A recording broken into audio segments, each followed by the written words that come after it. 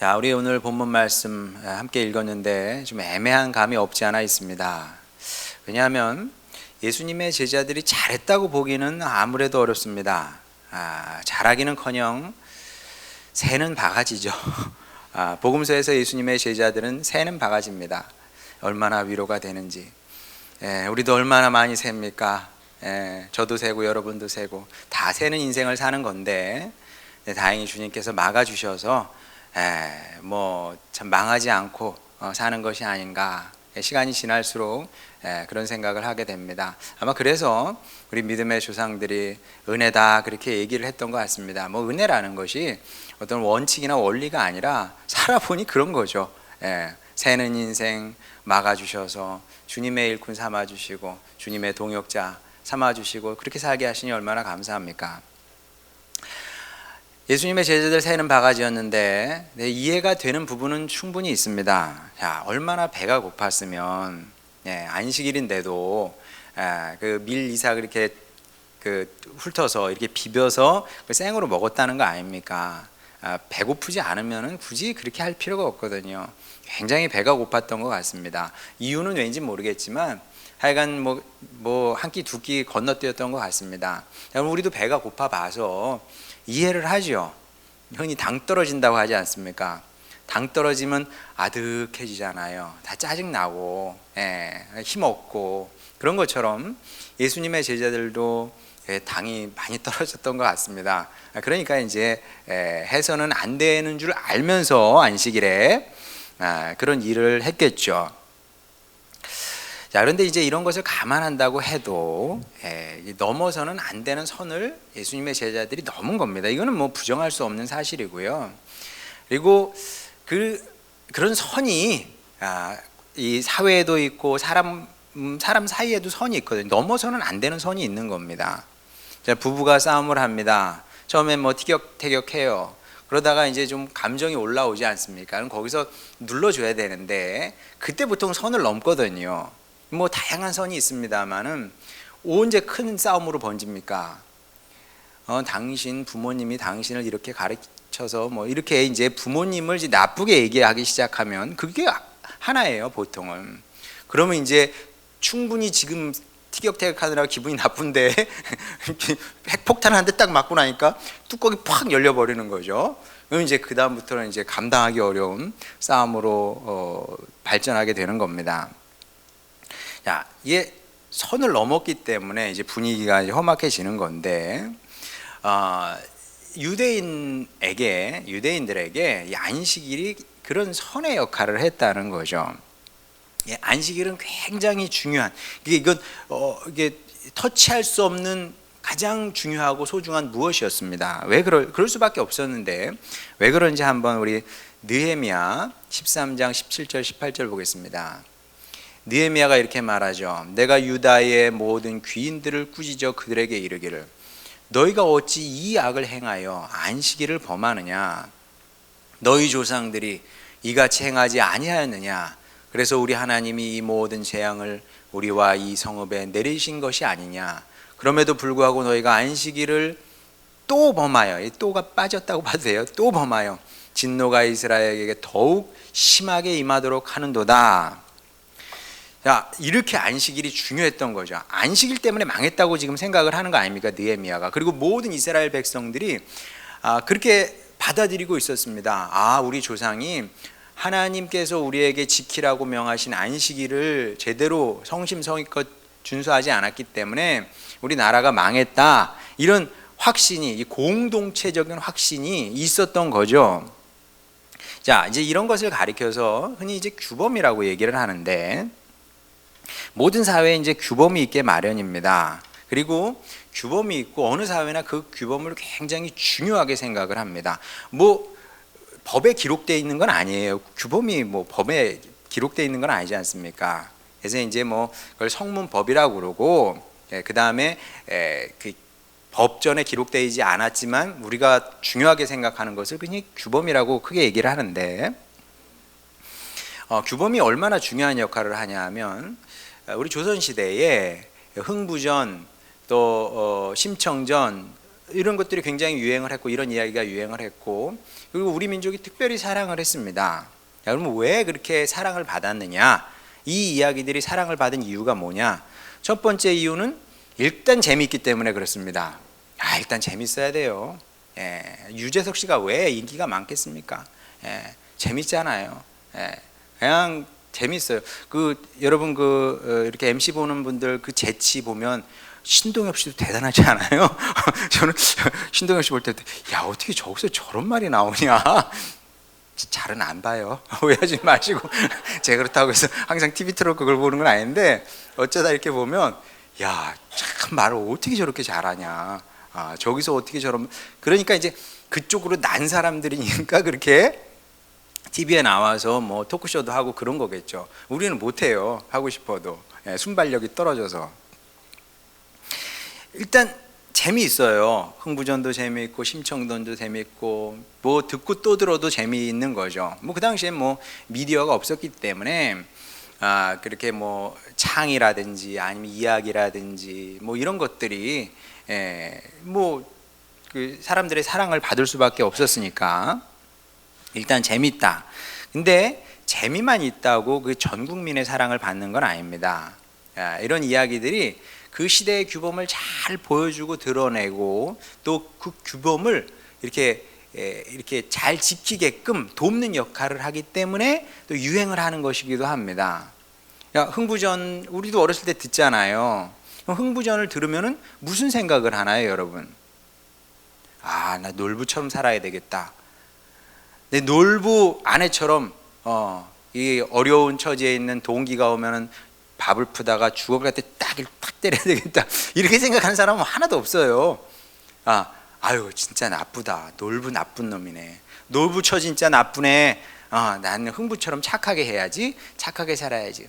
미물제비라도 내가 사랑하는 사람이 돼야지. 이렇게 생각을 하지. 그렇지 않겠습니까? 심청전은 더 강렬한 메시지가 있죠. 심청전을 딱 읽으면은 누구나 다 회개하는 마음이 듭니다. 내가 효자 효녀가 아니었구나. 내가 부모님께 더 잘해야지. 그런 생각이 들지 않겠습니까? 이렇게 하다못해 이야기조차도 규범에 맞춰서 만들어지게 마련이고요. 반대로 규범에 맞지 않게 되면 신랄한 그 비난의 만시지탄의 대상이 되는 겁니다. 여러분 우리가 뭐 뉴스에도 나오고 신문에도 나오는 이렇게 손가락질 막 하잖아요. 왜 그러냐면 이 선을 넘었기 때문에 그래요. 규범을 넘었기 때문에 네가 그러면 안 되지 그러면서 그러는 겁니다. 저희 할머니도 참 손가락질을 많이 하셨는데 드라마 보시잖아요. 저희 할머니가 진심으로 미워하고 싫어하는 사람들이 많이 있었습니다. 목사의 할머니답지 않게 드라마에서 어떤 악인이 나오잖아요. 몇 가지 유형이 있습니다. 저희 할머니께서 평생 정보석 씨를 싫어했어요. 사모곡 아시나 모르겠네. 사모곡 김혜수 씨하고 김혜수 씨가 옛날 얘기죠. 김혜수 씨가 그때가 19살 때인가 20살 때 고등학생 때였던 것 같아요. 그때 주연을 했던 게 사모곡이었으니까 그걸 보시고 거기 정보석 씨가 그때 악인 역할을 했거든요. 그 정보석 씨 나오면 저 육놈이 또 나왔다고. 할머니 그냥 연기한 건데 연기. 부시끄러. 왜냐하면은 이제 할머니가 이제 몇 가지 못 봐주시는 거인데 이제 그 중에 하나가 이제 외도 이런 거죠. 외도가 도덕적으로 비난받아 마땅한 행동이죠. 근데 그것 때문에만 비난을 하는 건 아닙니다. 또 다른 중요한 이유가 있는데 그런 규범을 일탈하는 행동을 자꾸 사람들이 하게 되면 사회가 혼란스러워지고 위태롭게 되기 때문에 그런 겁니다. 그런 것들도 있는 거예요. 규범을 사람들이 넘나들기 시작하면 사회가 위태로워져요. 그걸 아노미라고 그래요. 우리 배웠잖아요. 아노미 현상이 그렇게 일어나는 겁니다. 모든 이제 시대에는 그 아노미 현상이 일어나게 되는데 그 아노미 현상이 왜 일어나냐면 아노미가 뭐예요? 아는 낫이라는 뜻이고 노미는 노모스 법이거든요. 법이 없는 상태가 아노미 상태입니다.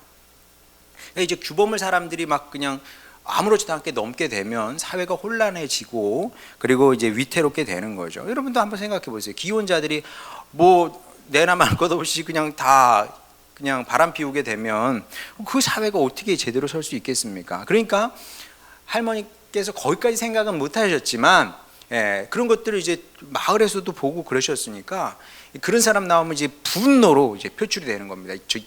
이렇게 차마 제가 할머니 따라서 얘기는 못 하겠어요.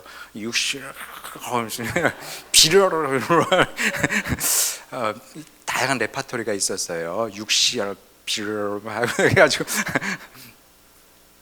자, 이런 점에서 이제 바리새인들의 비판은 충분히 설득력이 있습니다. 사실 정말 그래요. 충분히 설득력이 있습니다. 비난할 만합니다. 예수님의 제자들은 비난받아 마땅하다는 거죠. 왜냐하면 다시 말씀드리지만 이스라엘이 망할 수밖에 없었던 몇 가지 중요한 이유 중에 하나가 안식일을 소홀히 한 거거든요. 그런데 예수님의 제자들이 안식일을 범한 겁니다. 안식일에 해서는 안 된 일을 한 거죠. 그래서 이 사람들이 볼 때는 예수님의 제자들이 이 사람들이 매국노예에 사실은 그냥 확 쏴대고 싶었겠죠.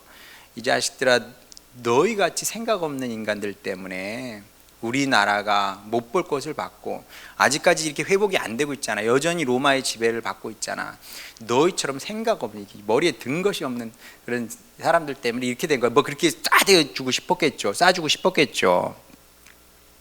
제가 만약에 그리고 예수님의 제자들 중에 하나였다면은 뭐 유구무원이었을 것 같아요. 할 말이 없죠. 뭐라고 그러겠습니까? 왜? 아니 규범을 범한 건 우리 편인데 뭐라고 하겠어요. 얘네들이 아주 잘못했다 뭐 그냥 이렇게 도망가고 뭐 이랬겠죠. 그런데 놀랍게도 예수님은 당신의 제자들을 적극 변화하고 계십니다. 보시다시피 뭐 설명할 필요도 없어요. 적극 변화하고 계십니다. 조금은 실망스러울 수 있어요. 예수님 너무 파당적이다. 너무 편파적이네. 이렇게 객관성을 상실하시면 안 되지. 이건 아니지 않나.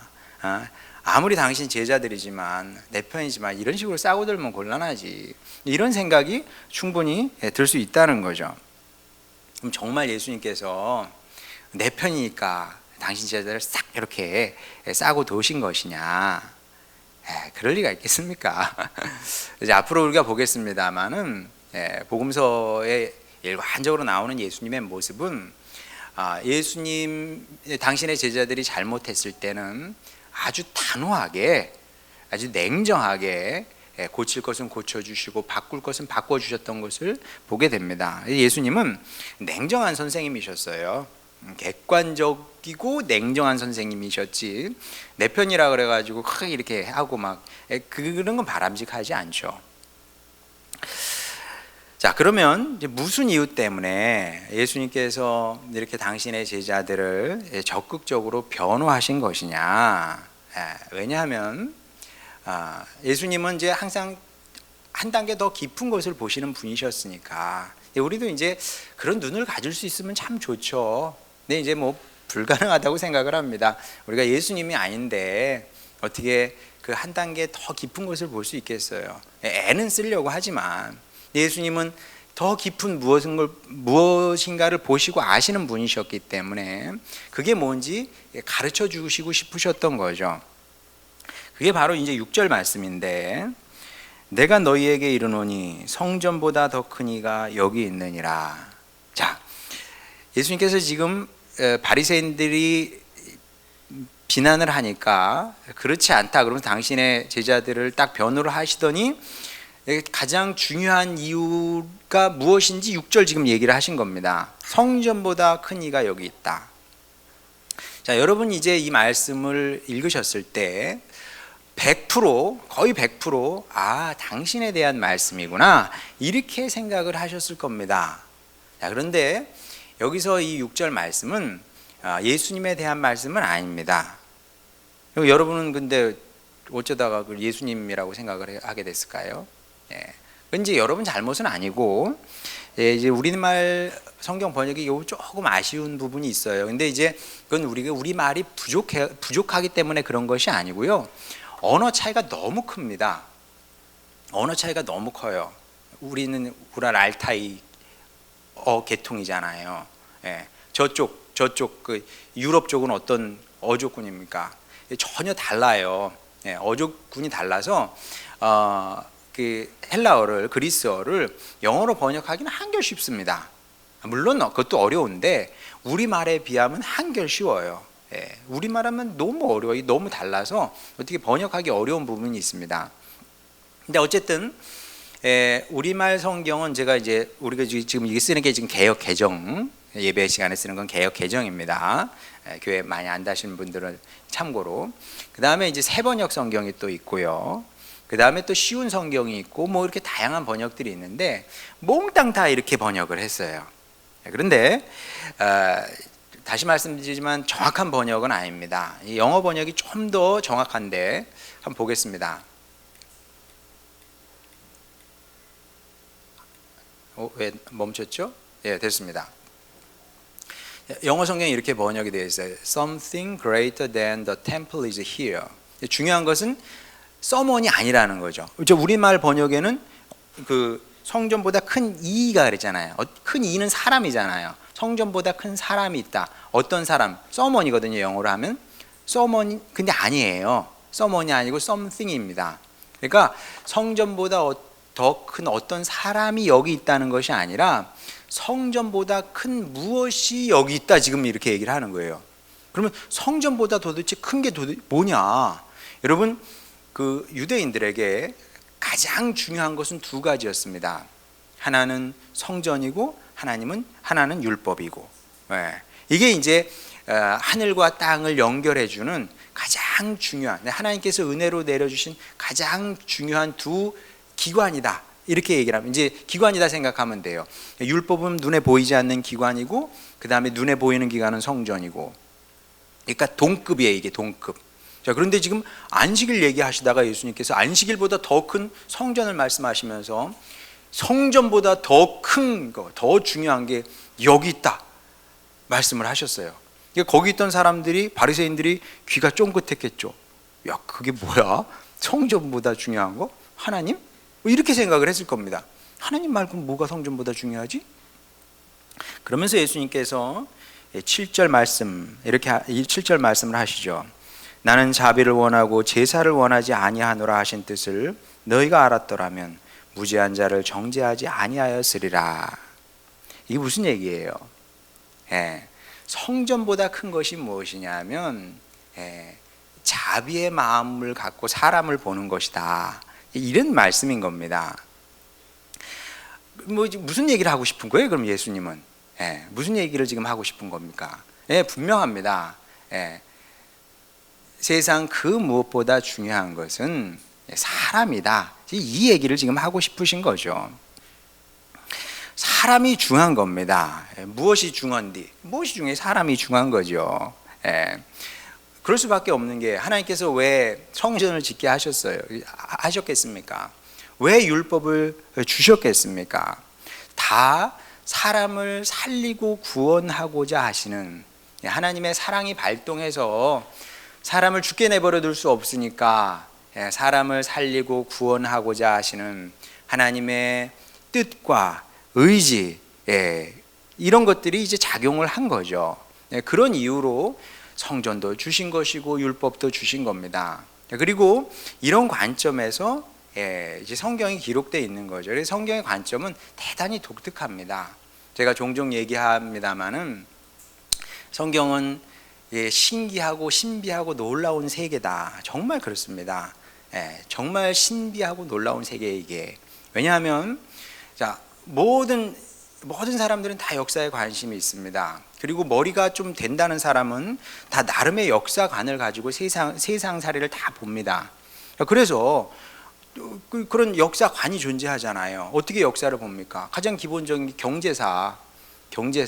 자, 우리는 돈만 씁니다. 근데 머리 좋은 사람들은 이 돈이 어떻게 돌아가는지, 저 처음에 경제활동이 시작됐을 때부터 지금까지 경제의 발전을 연구를 하고, 앞으로 어떻게 경제가, 인류의 전 세계의 경제가 그 변화될지 그런 것을 예측하는 사람들이 있습니다. 왜? 경제가 너무나 중요하기 때문에. 결국 돈 아니겠냐, 세상사가. 경제사, 또 정치사도 있잖아요. 정치 얼마나 중요합니까? 정치가 어떻게 발전했고 어떻게 진행될지. 사람들은 그런데 천재는 원래 그런 거 관심을 갖는 거예요. 지금 러시아하고 우크라이나하고 싸우려고 하잖아요. 안 싸웠으면 좋겠는데 중국하고 대만하고 어떻게 될지 몰라요. 또 우리나라도 좀 무섭죠. 이런 게 다 정치사 아닙니까? 과학사는요. 과학사 무시 못하죠. 과학이 어떻게 발전해 왔습니까? 그래, 인류의 발전은 결국 과학의 발전인 겁니다. 이제 앞으로 과학이 발전하면 어떤 세계가 올지, 이런 것들, 이런 다양한 관점이 있고 그 모든 관점은 나름의 가치가 있고 의미가 있는 겁니다. 자, 그런데 성경도 알아요. 그런 것들이 있다는 걸. 근데 절대적으로 중요한 건 아닙니다.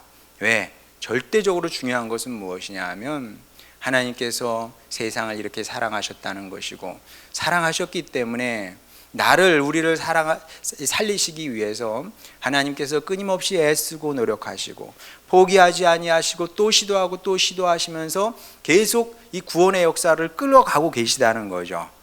그것을 볼 수 있으면 그 사람이 예언자입니다. 그 사람이 선지자예요. 이 경제 논리에 이게 그냥 푹 빠져드는 것이 아니라, 과학사적 논리에 푹 빠져드는 것이 아니라, 이걸 볼 수 있으면 그 사람이 곧 예언자인 거죠. 자, 그래서 결국은 무엇이냐면 인류의 역사는 하나님의 사랑의 역사다. 하나님의 사랑이 어떻게 사람을 살리고 구원하고 또 영원한 세계로 이끄시는지 그것을 보여주고 있다는 거죠. 그러니까 이제 이런 사소한 것들이 성경에 다 기록되어 있습니다. 신명기 5장 14절에 보면 일곱째 날은 내 하나님 여호와의 안식일인즉 너나 내 아들이나 내 딸이나 내 남종이나 내 여종이나 내 소나 내 낙이나 내 모든 가축이나 내 문 안에 유하는 객이라도 아무 일도 하지 못하게 하고 내 남종이나 내 여종에게 너같이 안식하게 할지니라. 이게 무슨 얘기겠어요? 이게 사람을 위한 겁니다. 결국 보시면 여기 보면은 내 남종이나 여종이나 두 번 반복해서 얘기하잖아요. 이 사람들 쉬어야 돼요. 이 사람 쉬어야 됩니다. 우리나라에도 노비가 있고 종들이 있었겠습니다만, 있었죠, 당연히. 주인들이 안식일 규정 없으면 그냥 365일 일 시키는 거 아니겠습니까? 근데 하나님은 중요한 게 사람이고, 니네들이 볼 때나 종이지 내가 볼 땐 다 사람이거든. 그러니까 이 안식일 규정에도 이 사람을 향한 주님의 사랑이 이렇게 절절하게 숨어 있는 거죠. 자, 이렇게 사람이 중요하다. 이렇게 사람이 중요하다. 자, 그런데 성경을 좀 아시는 분들은 그럼에도 조금 의아한 생각이 들 수 있을 겁니다. 그러니까 이제 성경이 그래서 조금 이렇게 표면적으로만 읽으면은 어려운 부분들이 있어요. 왜냐하면 이 말씀하고 이 말씀하고 다른데 그 충돌하는 것처럼 보이는 말씀이 있다는 거죠. 어떤 건지 한번 보겠습니다. 자, 예수님께서 분명히 사람이 이렇게 중요하다 말씀하셨어요. 근데 그 다음에 어떻게 말씀하시냐면 마가복음 8장 15절, 예수께서 제자들에게 경고하여 이르시되 삼가 바리새인의 누룩과 헤롯의 누룩을 주의하라 하시니. 친하게 지내라는 얘기입니까? 지내지 말라는 얘기입니까? 지내지 말라는 얘기죠. 얘네들 안 좋은 애들이야, 가까이 하지 마, 이런 뜻이에요. 주님의 사랑이 절절히 담겨 있습니까? 절절한 주님의 사랑이 보이시나요? 더한 말씀 보여드릴까요? 고린도전서 5장 13절, 밖에 있는 사람들은, 그러니까 이제 불신자들 얘기죠. 불신자들은 하나님이 심판하시려니와 이 악한 사람은 너희 중에서 내쫓으라, 출교해라. 교회 안에 악한 사람이 있는데 쫓아버려, 이런 얘기예요. 근데 고린도전서 안에 13장 사랑장이 있잖아요. 언제는 모든 것을 참으며 모든 것을 견디며 모든 것을 바라며 했더니 이건 또 뭐요? 이거 어떻게 이해할 거예요, 이거를? 자, 이걸 어떻게 이해하면 되냐면 예, 이런 경우는 대단히 예외적인 경우다. 어떤 경우냐면 예수님의 말씀에 이제 드러나는데 누룩이라 그랬잖아요. 누룩. 바리새인들의 누룩. 누룩이 뭡니까? 누룩이 다른 말로 하면 곰팡이 아니에요. 곰팡이. 자, 곰팡이가 들어와요. 곰팡이가 들어오면 가만히 있습니까? 아니죠. 변질시키죠. 멀쩡한 음식도 못 먹게 만들지 않습니까? 그러니까 이런 사람들이 있다는 거죠. 이런 사람들이. 그러니까 혼자 문제 있으면 괜찮은데 자기 안에 있는 곰팡이를 다른 사람들에게 퍼뜨려서 다른 사람도 죽이고 또 공동체를 해하는 그런 사람들이 있어요. 그런 경우에는 가까이 하지 말고 드러내라는 겁니다. 언제 그럴까요? 뭐 대표적인 예를 들자면 뭐 그 신천지 교인이 들어왔다 칩시다. 자, 신천지에서 크게 상처를 받고 여긴 아니다 그러고 우리 교회 왔어요. 그럼 어떻게 해야 돼요? 그럼 과거를 묻지 말아야죠. 근데 어렵다 그럽니다. 그런 경우에는 이제 정상적인 교회 와서 적응하기가 굉장히 어렵다고 그러더라고요. 그래도 뭐 어떻게 거길 나온 건데 나왔으니 우리가 품고 잘 안 돼도 어떻게 해야 되겠죠. 근데 여전히 신천지인데 우리 교회 들어왔어. 그러면 알았어요. 그럼 어떻게 할까요? 어떻게 해? 그냥 신천지 출입금지 그때부터 써놓는 거지 뭐. 신천지 출입금지 해놓고 이제 출교증 주고 이제 우리 교회 오지 마세요. 뭐 제가 그렇게 하죠. 그렇게 안 하겠습니까? 그럼 그런 사람들을 품는 게 뭐 마냥 좋은 건 아니거든요. 원칙적으로 그런 사람은 교회에서 내쫓는 것이 맞다. 왜? 들어와서 우리 교회를 해하고 또 성도들을 해할 수 있으니까 그런 경우에는 막아야 된다는 거죠. 근데 이제 이런 특별한 경우가 아니면 사람보다 중요한 것은 세상에 없다고 생각해도 없다고 해도 뭐 틀린 얘기는 아닙니다. 사람보다 중요한 게 뭐가 있을까요? 없습니다. 그래서 바울이 이렇게 말씀을 하죠. 고린도전서 5장 13절. 밖에 있는 사람 이건 했죠. 고린도전서 8장 11절. 그러면 내 지식으로 그 믿음이 약한 자가 멸망하나니 그는 그리스도께서 위하여 죽으신 형제라. 참 저는 이런 말씀을 읽으면은 참 어떻게 이런 말씀을 했을까. 바울이 정말 사랑이 많은 사람이었던 것 같다. 이걸 어떻게 알았지? 이걸 어떻게 알았을까? 이제 바울은 사역자였고 사람을 만나는 사람이었고 바울이 그러잖아요. 내가 여러분을 복음으로 낳았습니다. 그런 얘기는 아무나 못 하거든요. 내가 여러분을 복음으로 낳았습니다. 저 차마 그렇게 얘기 못 해요. 제가 무슨 염치로 그런 얘기를 하겠습니까? 근데 바울은 할 수 있는 사람이었어요. 왜냐하면 정말 그는 주님을 사랑하고 이웃을 심지어 알지 못하는 사람까지 사랑해서 결혼도 안 하고 그렇게 모든 것을 내려놓고 내가 모든 것을 배설물로 여기노라. 정말 모든 것을 내려놓고 그리고 사람을 위해서 헌신했거든요. 그렇게 말할 수 있는 자격이 있는 사람이고 그리고 그런 삶이 이런 특별한 영적인 지식을 그에게 주셨던 것 같습니다. 네가 볼 때는 그가 정말 약한 자야. 아무것도 아닌 것처럼 보여. 그렇지만 그의 정체는 무엇이냐 하면 그리스도께서 그를 위해 죽으신 거야. 네가 볼 때는 아무것도 아닌 것 같아. 형편없는 인간이야. 그렇지만 그 사람이 홀로 이 세상에 살지라도 예수님께서 이 땅에 오셔서 그를 위해서 죽으셨을 거야. 그걸 너희는 기억해야 된다. 그것을 잊으면 안 된다. 지금 그 말씀을 하고 있는 거거든요. 그리고 이런 아주 특별한 시각을 세상에선 배울 수가 없어요. 이걸 뭐 학교에서 가르쳐 주겠습니까? 저기 사상 책을 읽으면 알겠습니까? 소설책을 읽으면 알겠습니까? 어디서 이걸 배우겠습니까? 이건 아주 특별한 시각인데 이 시각을 배우고 갖고 가는 것이 신앙생활인 거죠. 우리에게 주어진 이 시간, 이 많은 시간 동안 뭘 할 거예요 도대체? 이런 거 배우는 겁니다. 이런 거 배우는 거예요. 그리고 실제로 성경 전체를 울리는 큰 울림들이 있어요. 큰 울림들이죠. 그 울림들 중에 하나가 무엇이냐 하면 하나님께 사람이 절대적으로 중요하다.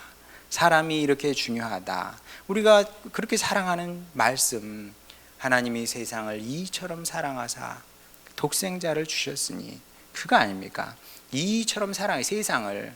근데 그 세상은 그냥 이제 무슨 얘기겠어요? 모든 사람을 뜻하는 것이고, 거기에 내가 포함이 되는 것이고, 또 거기에 내가 볼 때 뭐 별 볼 일 없는 사람, 내가 별로 뭐 달갑지 않은 모든 사람이 다 포함이 되는 겁니다. 자, 그리고 이제 우리가 이 말씀을 제대로 듣고 배워야 되는 거죠. 예수님께서 가르쳐 주시고자 하셨던 건 성전보다 더 큰 무엇이 여기 있으니 곧 사람을 사랑하는 것이고 모든 사람을 자비로 대하는 그런 자세다. 사람이 그만큼 중요하다. 자, 이 말씀을 우리가 제대로 배우지 못하게 되면 누구나 다 바리새인처럼 될 수가 있는 겁니다.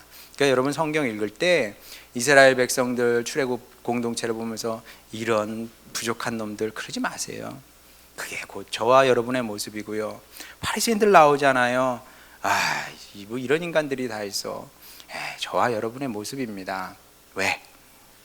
왜냐하면 선악과 사건 이후 아담과 하와가 선악과를 먹잖아요. 그리고 그 결과 이제 선악을 알게 되는데 선악을 구별하게 된 아담과 하와 후손의 치명적인 죄성이 바리새인 그 모습이거든요. 그 모습이 우리에게도 있는 겁니다. 우리 안에도 있다는 거죠.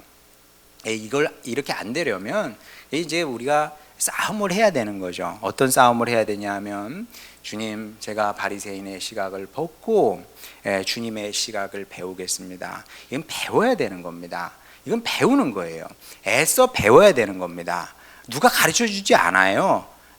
뭐 성령께서 오셔가지고 바로 그렇게 바꿔줄 것 같아요?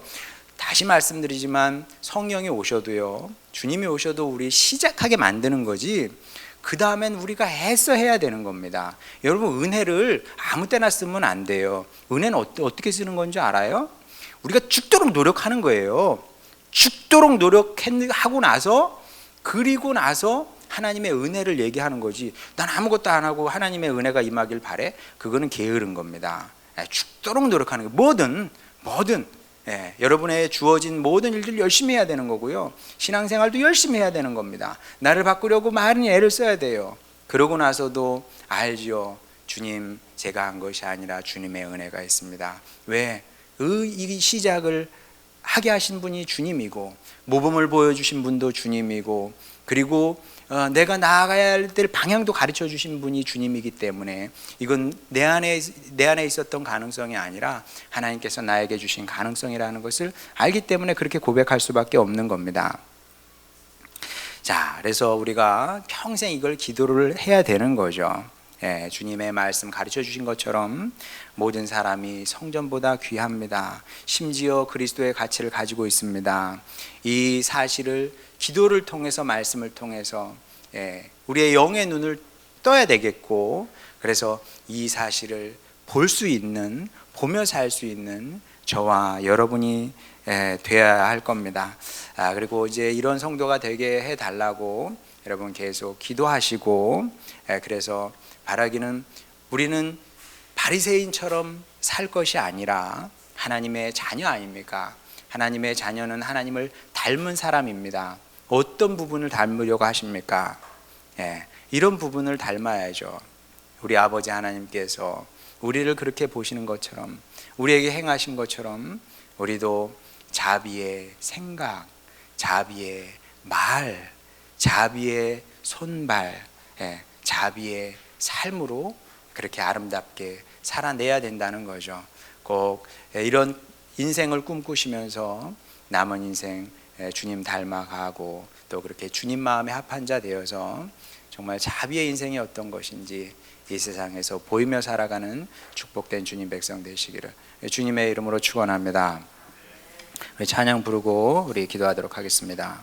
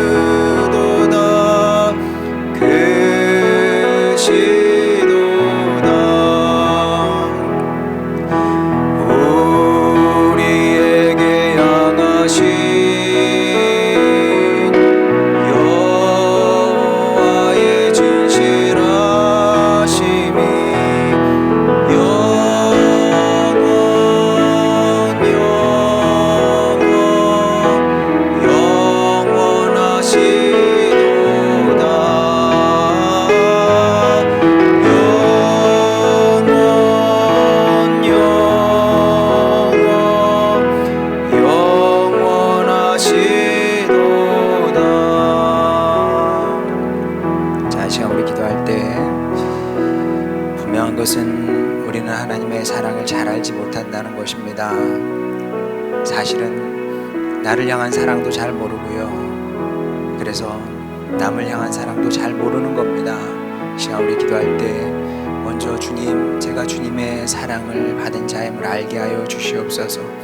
영원한 사랑을 받은 자인 줄 알게 하시고, 그리하여 사랑을 받았으니 저도 사랑의 마음으로, 자비의 마음으로 살게 하여 주시옵소서.